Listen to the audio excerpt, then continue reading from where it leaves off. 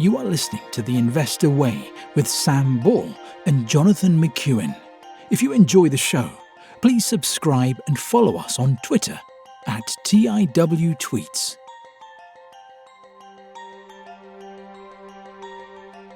Hello, welcome to The Investor Way with me, Sam Ball. I'm joined by my co-host, John McEwen, and it's the 31st of August, 2022.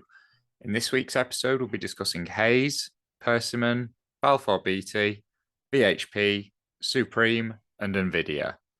John, should we start with Hays? Yeah, kick us off, Sam. So, Hays. So, for anyone who doesn't know, they are a UK-based recruitment company which specialise in qualified, professional, and skilled recruitment. They operate in 4 regions, which are Australia and New Zealand, Germany, UK and Ireland, and rest of the world. And the consultants work in a range of sectors covering 20 professional and skilled recruitment specialisms, which include technology, accounting and finance, construction and property, engineering, life science. I think you get the gist. So they have come out with their full year results, and net fees were up 30% to 1.189 billion. Operating profit was up 121% to 210 million. Cash generated by operations was up 40% to 182.9 million. Basic earnings per share was up 151% to 9.22p a share. Core dividend per share was up 134% to 2.85p a share. It highlighted excellent fee performance in all regions, including 24 country records, driven by strong client and candidate confidence, our management actions, and continued improved fee margins. Q4 represented a quarterly fee record, with fees and activity levels sequentially stable at strong levels. Australia and New Zealand fees were up 24%, with operating profit up 32% to 51.6 million. There was excellent fee growth in permanent, which was up 60%, and slower growth in temporary, which was up 9%. We had record fees in New Zealand, which were up 49%. Germany also had record fees up 34%, with operating profit up 152% to 75.6 million. Strong activity levels drove excellent growth in our largest business of temp and contracting, up 31%, with record contractor volumes. Permanent was up 51%. UK and Ireland fees were up 31%, with operating profit up 277% to 43.4 million. Permanent fees were up 58% and temporary up 15%. Private sector was up 42%, which significantly outperformed public sector, up 10%. Rest of the world fees were up 36%, including 22 country records. Operating profit was up 234% to 39.5 million. Fees in Europe, Middle East, and Africa, excluding Germany, were up 31%, the Americas 51%, and Asia 35%. In their investment and profitable growth section, they've said consultant headcount increased by 26% year over year, with additions across all key specialisms and via our strategic growth initiatives, which continue to perform strongly. Even with our investments, consultant productivity was at record levels, and the group's conversion rate increased by 730 basis points. It said strong cash generation supports 168 million in dividends and 75 million pound share buyback program, and that's on a market cap of 1.9 billion. So that's pretty chunky return actually for shareholders. They have net cash of 296.2 million, and they've said, given confidence in the strategy, board has proposed final dividend of 1.9p, taking the full year dividend of 2.85p and a special dividend of 7.34p. So that's about 11 pence of dividends for the year, and that's on a share price of 116p. In terms of the valuation, the business trades at a P of 13.5, and that dividend's about 10% for the year. However, that includes a special dividend. My view is these are very, very good results. However, this just, to me, it looks like a very cyclical business, and we are at a stage in the cycle where I think it's probably a very good time to be a consultant. Everywhere you look, people are hiring. If I think about my own profession, which is accounting and finance, it's very, very difficult to get staff. So I would imagine recruitment specialising in professional candidates are going to be doing extremely well. So that PE of 13.5, I don't know how much growth there actually is. That's fairly high PE, I'd say, given that we're possibly at the top of the cycle and it is probably very cyclical, but these were absolutely fantastic results. So yeah, John, what are your thoughts on the results in the business? I mean, I would agree with you. Fantastic results, but is this the top of the cycle? Obviously, it's very competitive jobs market, as you mentioned. I suppose then you might argue that there are some maybe longer term structural changes that have happened over the past few years, particularly with Brexit and skill shortages resulting from that. So whether that's something that perhaps wasn't priced in as much, or that has changed significantly over the past few years. But I think even given how good these results were, you can see even the share price, you've got that recession, I guess, priced in.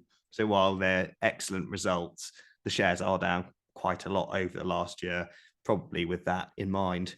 I suppose if it's a sort of briefer recession and not as deep as people might be expecting, then perhaps there is some value in these shares at the moment, but I don't think it would be for me right now.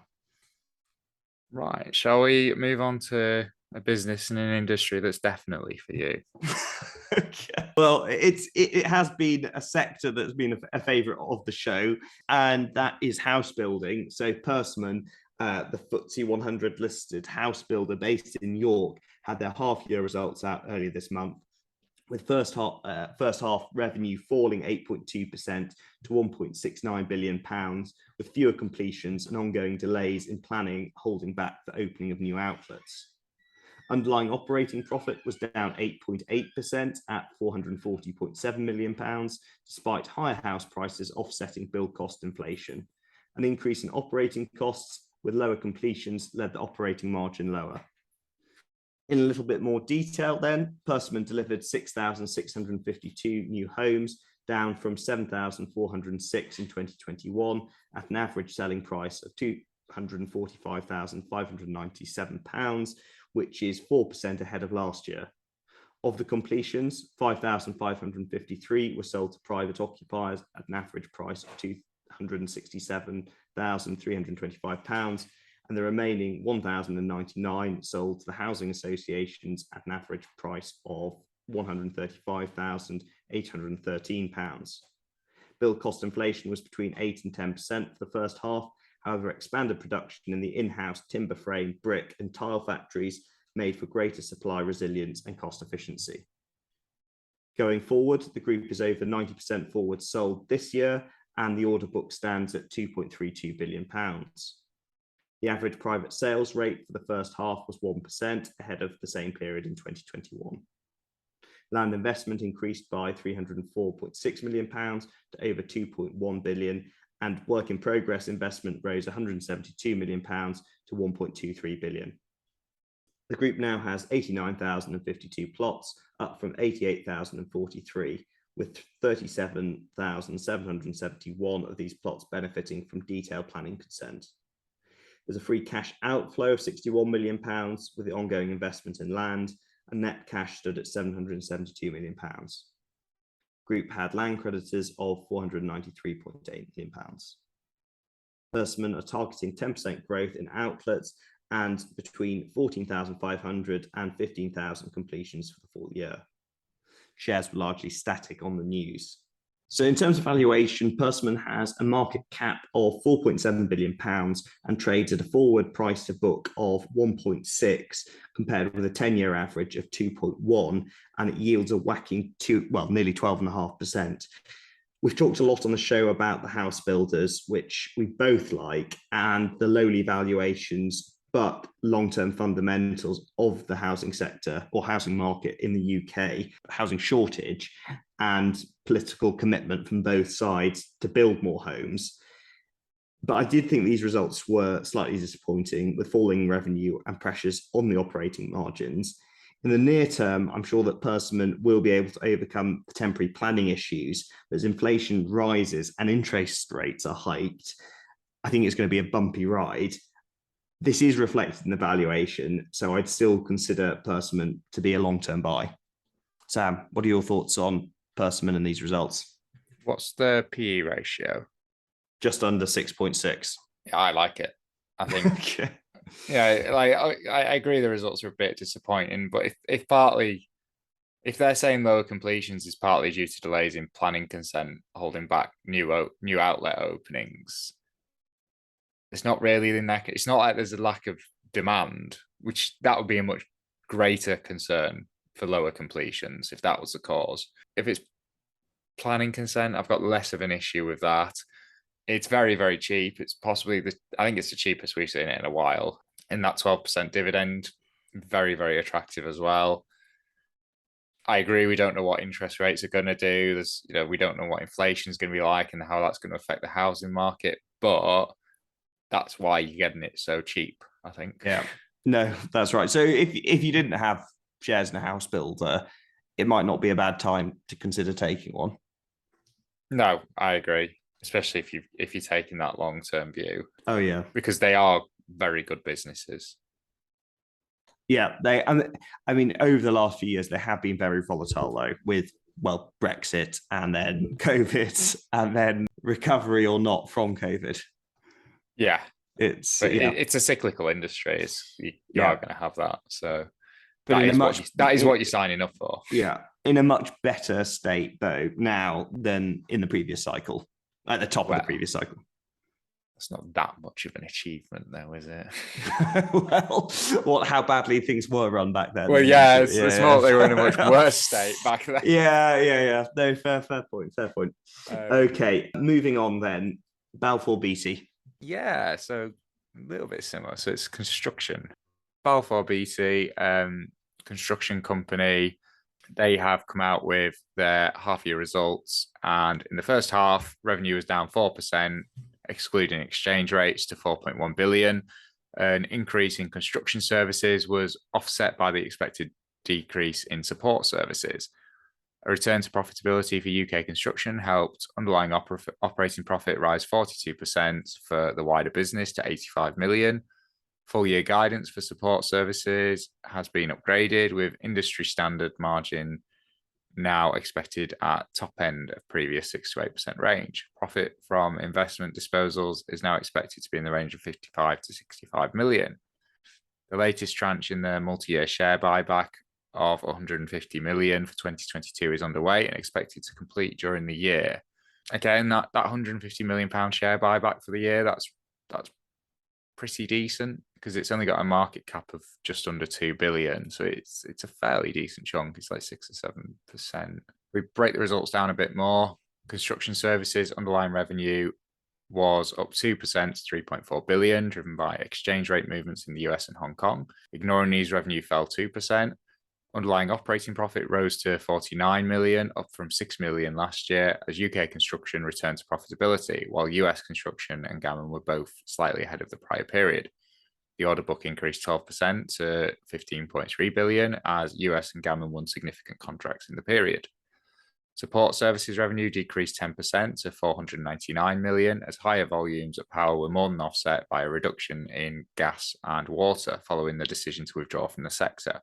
Underlying profit from operations was down to 36 million from 54 million, although the prior year had about 20 million in one-off items, so it was actually up slightly if you exclude those. The order book decreased 2% to 2.4 billion. Infrastructure investments business reported pre-disposals operating profit of 10 million, up from 8 million last year, as a result of higher returns on projects as income increases with inflation. There was a 7 million gain on the disposal of a 319-unit multifamily housing project in Houston, Texas. That took underlying operating profit 2 million higher to 17 million. The director's valuation of the portfolio increased to 1.3 billion, up from 1.1 billion last year. The group's average net cash rose 200 million to 811 million compared to last year.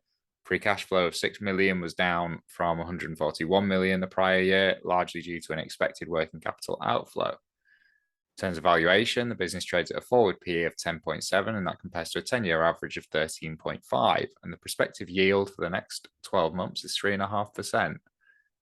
I thought these weren't great results. I didn't think the revenue drop was fantastic. I think the buyback's quite attractive, actually. It's quite a good amount that they're actually putting into that. I thought these results weren't fantastic, and it's sort of similar to house builder. Given the period we're going into, I don't know if we're in a recession or an inflationary environment. I don't know if this is something I'd want to be in, because I think with a lot of the services they're offering, is it something where, if you're in a recession, you just think a lot of these projects are just stopped. I would imagine it is fairly cyclical in that sense. So it's cheap for that reason. But at 10.7, I just think there's business that I'd be a lot more comfortable invested in. What about you, John? Yeah, I think I'd be the same, and I appreciate it is sort of diversified in terms of geographies. But if you looked, for example, in the UK, the state that we're in now, and with potentially the new leader, maybe Liz Truss, you can't imagine that huge amounts of money are going to be pumped into new infrastructure projects. So given that where we are in the cycle, at 10 times earnings, I don't know whether I'd want to be buying Balfour Beatty at the moment. Certainly, I think there are better companies. Well, I'd much rather have Persimmon, for example, which is even cheaper still than Balfour Beatty, to be honest. I agree. And they're probably exposed to quite similar risks as well. And they've both got that cyclicality. Should we move on to another cyclical then? Perhaps one of the biggest cyclicals. So BHP, the world's largest copper miner listed in Sydney, had their full year results out earlier this month, with revenue coming in at $65.1 billion, up from $56.9 billion, with a large increase from the coal division, helping offset the drop in iron ore. Excluding the sale of the petroleum business, underlying operating profits were up 15% to $34.4 billion. We break those results down then. Copper revenue rose 7% to $16.8 billion, with higher copper prices offsetting a fall in volumes. At the flagship Escondida mine, revenue was broadly flat, however costs were up 20% and is expected to rise further over the next year with further inflationary pressures. Underlying operating profit in copper fell by nearly 7.5% to $6.3 billion. Iron ore revenue fell by around 11%, $30.8 billion, with a 13% drop in the commodity price, and the group saw the major Western Australia iron ore mines cost rise by 13%, leading divisional operating profit to fall by nearly 20% to $19.5 billion. In coal, revenue grew threefold to $15.5 billion, with coal prices more than tripling, and the higher costs were more than offset by higher revenue, and underlying operating profit came in at $8.7 billion, up from a $577 million loss last year. Free cash flow, including the petroleum business, grew from $19.4 billion to $25.2 billion, and net debt fell from $4.1 billion to $333 million. Capital and exploration expenditure grew by around $400 million to $7.5 billion. In terms of valuation, BHP has a market cap of 291 billion Australian dollars and trades at 7 times earnings, with a forward price to book ratio of 2.8 compared with a 10-year average of 1.9, and it currently yields over 8%. I thought these results were better than expected, with copper and iron ore prices falling, and given that they account for 80% of BHP sales. And then obviously there's the standout performer, which was coal, and that was a very significant contributor to make these results better than we had expected. I think it's probably also worth in the sort of mining industry highlighting some of the strengths of BHP as the world's biggest miner, particularly that in its Western Australian iron ore mine, it's got some of the lowest production costs in the world. And the same is true at Escondida copper mine in Chile, which is some of the lowest copper production prices in the world. And this does feed through into having the return on capital employed of 48.7%, which is very impressive. The group is trying to move away from being quite as cyclical by bringing a potash mine, the Jansen project, online as part of the diversification. But I think it's also, it can be thought of as a very old industry, mining, But it's important to realise its significance in the energy transition, where copper and nickel are critical. I think it's one of the best companies in the sector, but with any of the cyclical companies we've discussed this week, it's going to be a bumpy ride if we are on the brink of a global recession. Saying that, it's very cheap at the moment, probably reflecting those concerns. It's one I've owned in the past. It's probably not one that I'm going to buy at the moment. Sam, what are your thoughts on BHP and these numbers? So what's the PE? 7. Right. I don't understand. I thought this is probably speaking from a position of ignorance. And I know that like not all commodities are the same, but I thought commodity prices were meant to be going up a lot. So I don't understand why the revenue's up so little. And like iron ore, that the average price dropped. Why is that? I don't expect you to have the answers, but it's just odd. It's not what you'd expect. It might just be that those metals haven't gone up. It's just different stuff that has. But so I think copper was at about $4.20, and that was $4.20 a pound exactly a year ago. It was hovering around that price. It did go up as high as $5, but then particularly over the summer, it's come down to, well, it's July, it went as low as $3.20. Really? God. It's what now inflation? It's now about $3.60. It's probably just the comparators that it's up against. So I think you see it fell to below $2.50 in 2020 with COVID. And then it went on a massive bull rally all the way up to nearly $5. And it's just sort of pulling back from the $5. So these prices really, for these particular commodities, and I appreciate it's mainly copper, iron ore, and coal. Let me just have a look at iron ore. There's not really been that much inflation in them. Certainly not when you compare it to the oil price. Yeah, that would be true. But I suppose that's probably partly because Russia isn't necessarily doesn't have as much. It's not specifically sort of oil and gas. Ah, that's interesting. It's not what I expected. And just looking at, let me have a quick look at the 1 year. So a year ago, this is just 1 year exactly, for iron ore, it was about between 140 and 150, and today it's about 100. Bloody hell. So that's, maybe we should have just had oil and gas in our commodities index. Yeah, well, it's got all sorts in there. It's got like furs and stuff, hasn't it? I wonder how they're doing. We'll find out at Christmas. Timber. It's got hogs. It's got hogs. It's got pigs in it. Well, hopefully they're doing a bit better than iron. Right, but yeah, it's 7 times earnings. It's very cheap. It's a very good dividend yield. Again, I appreciate we don't know where we are in the cycle, but I think you could do a lot worse than BHP at 7 times earnings. I do. I quite like it. Yeah, I mean, I held BHP at about £8 a share. It's now like over £23 a share, and there you go. Yeah, the obviously cracking dividend, so should have held on. But anyway, we'll move on. Don't want to dwell on that. No, right. Should we move on to Supreme? Yes. Now this is a listener request. This is a listener request. So I think I think I may have looked at it before. So I think I interviewed a guy called Paul Adal, who's fantastic, by the way. I can't remember exactly like where he ranks, but he's in either the top 5 or top 3 of episodes. And his interview was fantastic, and he is very good. And he's worth a follow on Twitter as well. He's at Paul Adal.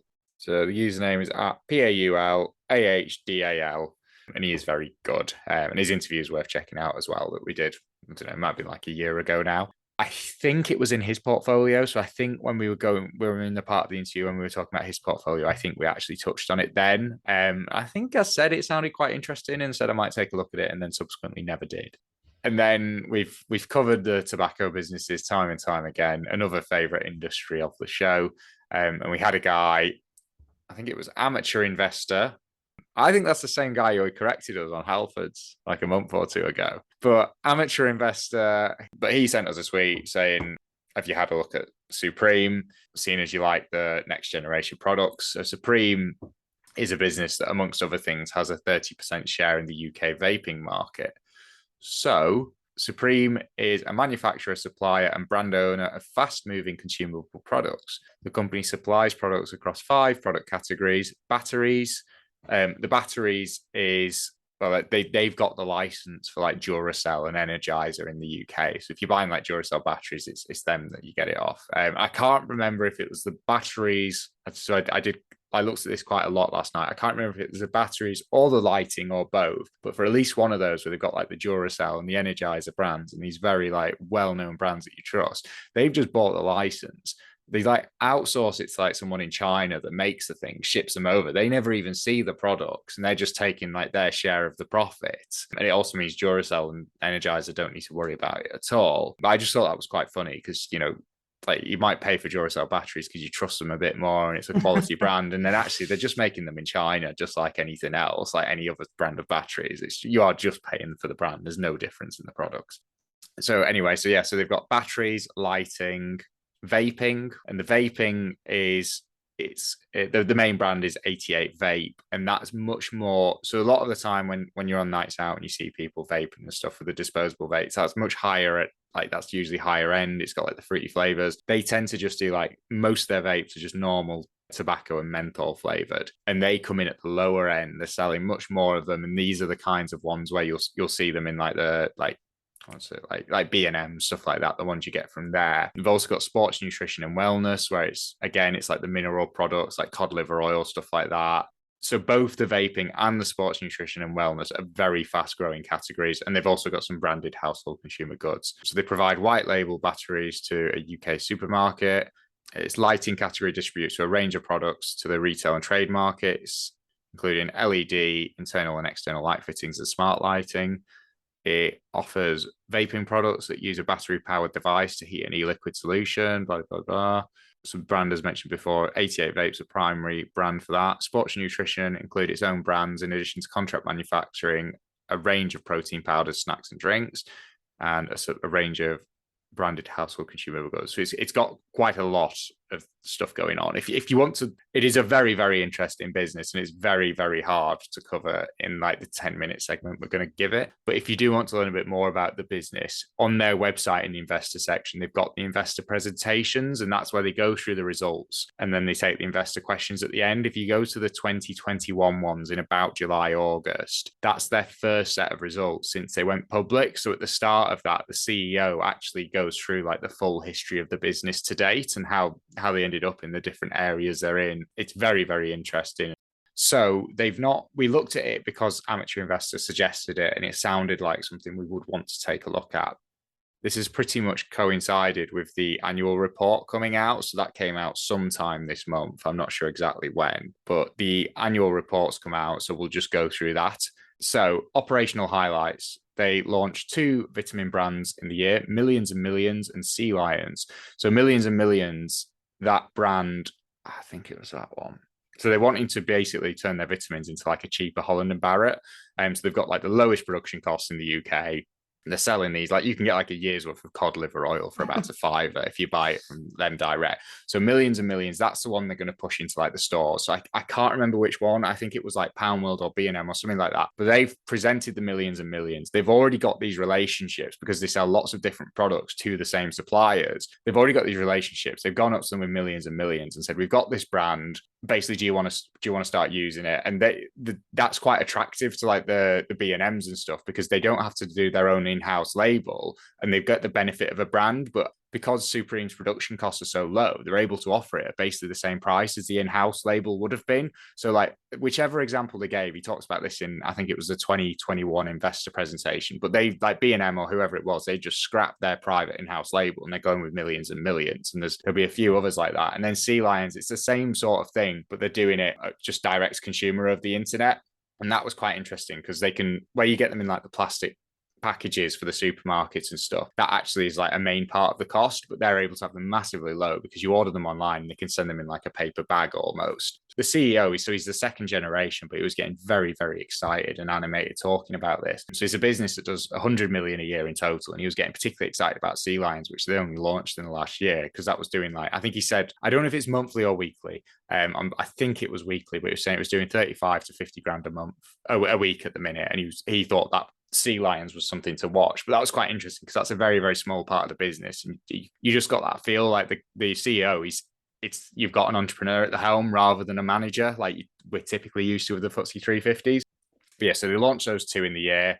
They secured additional vaping contracts with Sainsbury's, Morrison's, and in convenience retail via Core Communications. I should say that for the year as well, revenue was up 7% and gross profit up 17%. Supreme now services over 3,300 retail and public sector customers, in addition to over 70,000 active unique online accounts. They acquired Vendec UK, which was one of Ireland's leading distributors of batteries and lighting products, providing a cost-effective shelter from export challenges generated by Brexit, while creating an additional hub from which to expand Supreme's European footprint, alongside facilitating access to some of Ireland's largest retail and distributors. They acquired the stock of brands of Cymex Limited, a leading sports nutrition and supplements business, delivering incremental earnings and manufacturing synergies alongside providing access to Tesco and Morrison's, both of which have already generated wider cross-sell opportunities. So what's good as well, they were talking about this with like a tobacco business they've taken over, or some like e-cig brand, is they took it over and it had 600 customers and none of them were the same. So they could upsell all the 88 vape products, and because they're at the lower end of the market as well, they could then offer the batteries and lighting. So they've got a lot of cross-selling opportunities when they do these small acquisitions. So they found they work very, very well for them. And they said the market leading 88 vape brand continued to grow its market share with new and existing customers, including Sainsbury's and Morrison's, and inconvenience retail via Core Communications, in addition to generating sales traction across all its discount retail customers. In the strategic report, we've said our operations remain highly cash generative with our robust balance sheet, capital light model, and enhanced efficiencies underpinning Supreme's considerable financial and operational progress, which was further boosted by the agreement of a new 25 million revolving credit facility with HSBC in March 2022. They did say in the call they'd be uncomfortable taking it much beyond that, but when you look at the figures, they can more than comfortably handle the debt. It's not got an excessive amount of debt, and actually since it listed, the net debt has come down massively. But they said they're wanting to use this revolving credit facility primarily to fund acquisitions. Now talking about millions and millions in sea lions, which are continuing to increase. The division currently represents 12% of revenue, and we remain confident the category will provide an additional pillar of growth in the medium to long term. So if we do it by segment, so our battery category delivered a highly credible performance, increasing revenue to 34.9 million compared to 34.4 million, noting that 2021 included a one-off boost in sales as a result of the pandemic. This growth has been driven by an increase in our UK distribution footprint, alongside the positive impact of Vendec, one of Ireland's leading distributors of batteries and lighting products, which was acquired in June 2021. The batteries, as you can imagine, is pretty stable. It's not a shrinking market, but it's definitely a flat one. They're not going to be selling any much more batteries in the next year or so. The margins are pretty tight as well, and it's under 10% of the revenue batteries, I think, from what they were saying on the calls. Lighting revenues grew to 27 million, up from 25.9 million. The strong performance has been fueled by increased sales traction, particularly in the second half when the country was largely locked down. Gross margins increased to 9 million, underpinned by the group's hugely successful licensing model. It is worth noting, spoiler alert, after these results came out, the share price has basically been cut in half and then sort of started to recover a bit. But they issued a profit warning. The main reason for the profit warning is to do with the lighting division.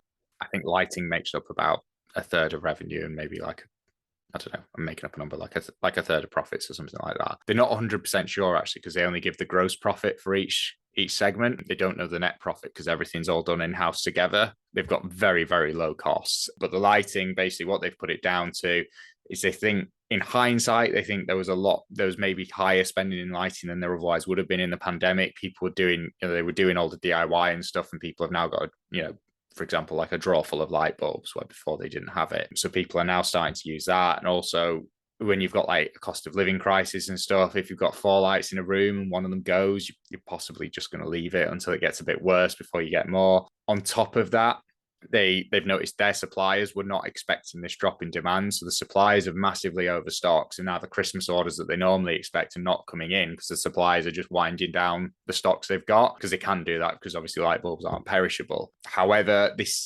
it looks to be a very temporary problem. When they explained it on the call, it sounded pretty reasonable. It seems to be temporary, and in a year or two, lighting's probably going to be back where it is. I imagine overall, it's going to be a very consistent market, because I can't imagine the amount of light bulbs that we'll need in the next 10 years is going to change massively. So that's lighting. And then if we go into the juicier side of the business, so vaping currently makes up about 1/3 of the revenues, but 50% of the profits, and it's growing fast. So the group's vaping category delivered another strong performance in the period, growing revenues by 10% to 43.6 million. Supreme's market-leading 88 vape brand continued to grow its market share with new and existing customers, including Sainsbury's and Morrison's, and in convenience retail via core communications. In addition, the group continued to generate sales traction across all of its discount retail units. Economies of scale and further efficiencies in manufacturing processes, alongside more established supply chain for the group's prison contract. So they sell the vapes for all the prisons. But anyway, economies of scale and further efficiencies in manufacture, alongside a more established supply chain for the group's prison contract, resulted in improvements in the gross margin for the category. Our 88vape.com consumer website experienced good traffic throughout the year, with a multitude of new customers gained across lockdown periods, remaining loyal to Supreme despite non-essential retail reopening. The announcement in October 21 that the government plans to make e-cigarettes available on prescription is further evidence of the UK government support for vaping.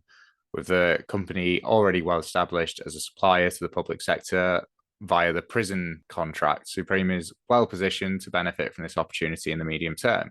With the increasing level of government support for vaping, alongside its established retail and online direct footprint, the group expects a robust organic growth for this category to continue, enhanced further by M&A. The group's aim is to become the largest vaping player in the UK, supporting a tobacco-free UK by offering both credible and safe alternatives for nicotine consumption. In the sports nutrition and wellness category, they've said the group's sports nutrition and wellness category continued to gain market traction in 2022, increasing revenues by 132% to 15.9 million, representing 12% of group revenues. This excellent performance was underpinned by the acquisition of Cymex, a leading sports nutrition supplements brand, and the launch of two vitamin brands, Millions and Millions and Sea Lions. Following its acquisition during the year, Cymex is now fully integrated into the group. Its stock, customers and suppliers, intellectual property and websites are now all part of Supreme's core business. All customers were retained, principally Tesco, Sainsbury's, Morrison's and Amazon, and the acquisition has been earnings enhancing to the group in the current year.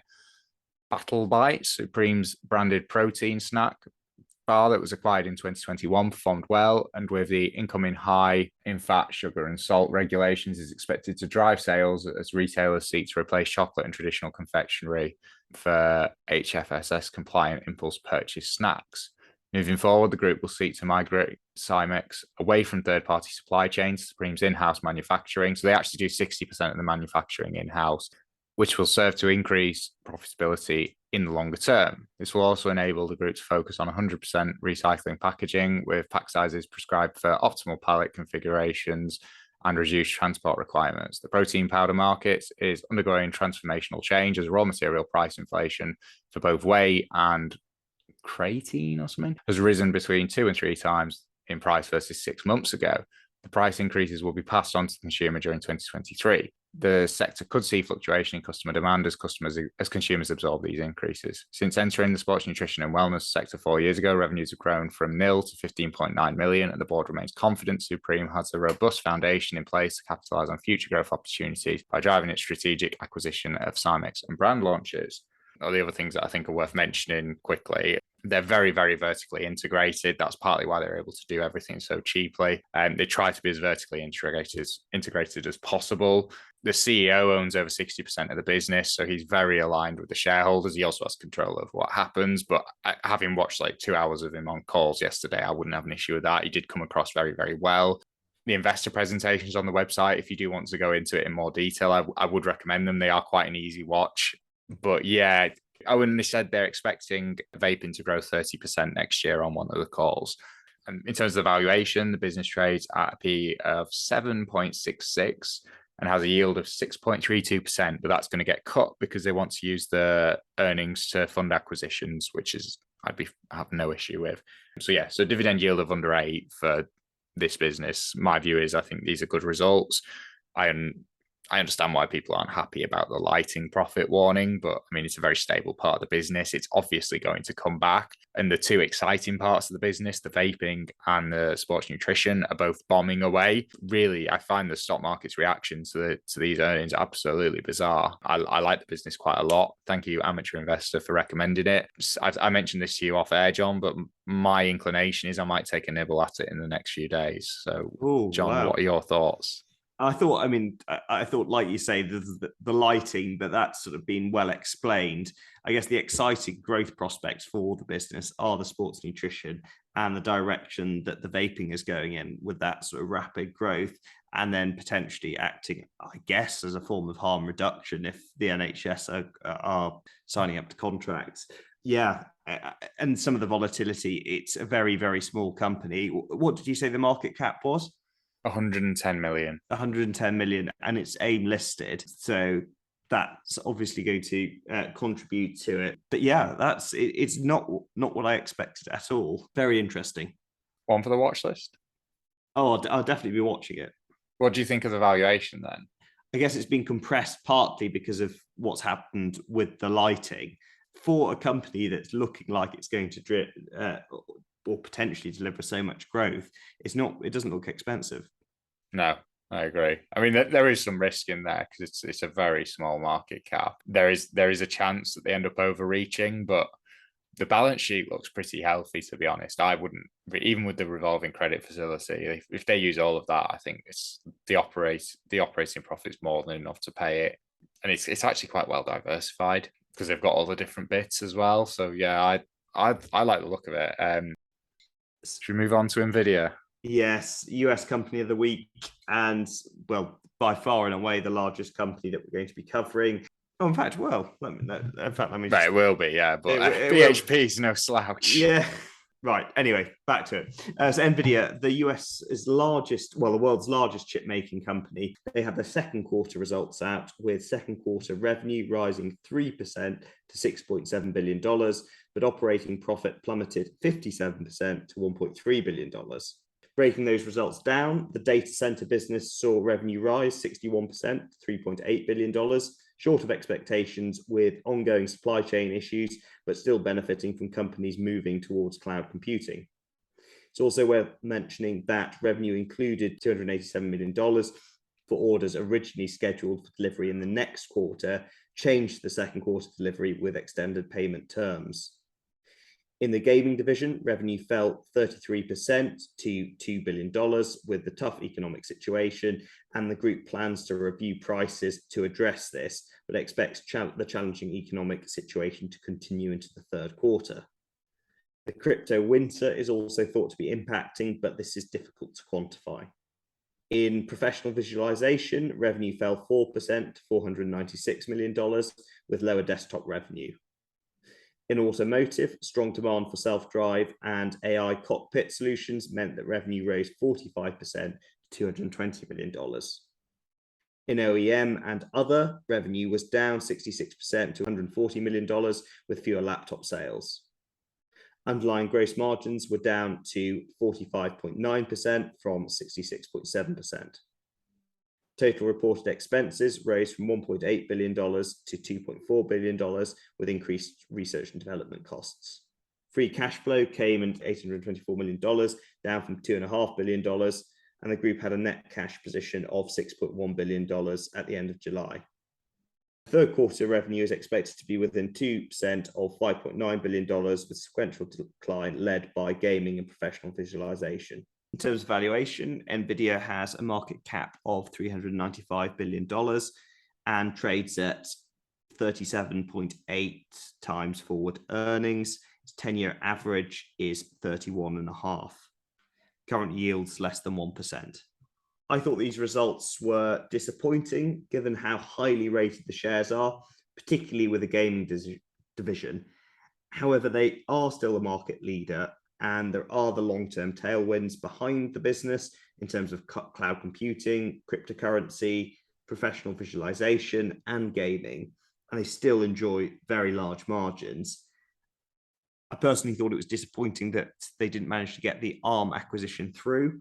It's a company that I wouldn't bet against, but it's still very expensive. So I probably wouldn't be buying shares, but very impressive with the technology they have and what they do. Sam, your thoughts on Nvidia and these results? What's the share price done in the last 6 months? Because last time we covered it, it was priced to perfection. I'm sure it was like 70 times earnings or something. So the last year, or in fact, I'll give you year to date. Year to date, the shares are down 50%. Yeah, so price to perfection, and that's what happens when the results aren't perfect. But it's still expensive now at a forward PE of 38. That could genuinely, that's like for a $300 and $400 billion business, that's insanely expensive. I think it could still have a long way to drop potentially. Obviously, if they just turn the results around, it won't really matter. But where would this business be trading at if interest rates were at 10%? I do wonder.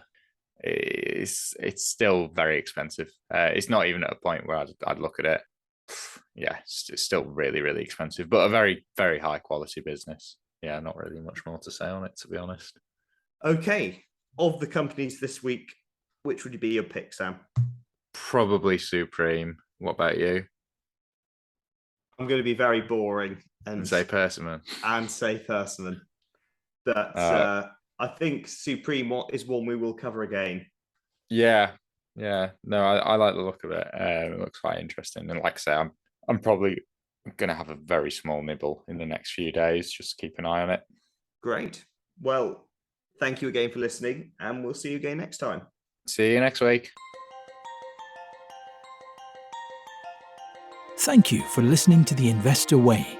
To get in touch, please follow us on Twitter at TIWTweets. This podcast is for entertainment purposes only and does not constitute financial advice. Neither Sam nor Jonathan are financial advisors. For investment advice, please consult professional advisors.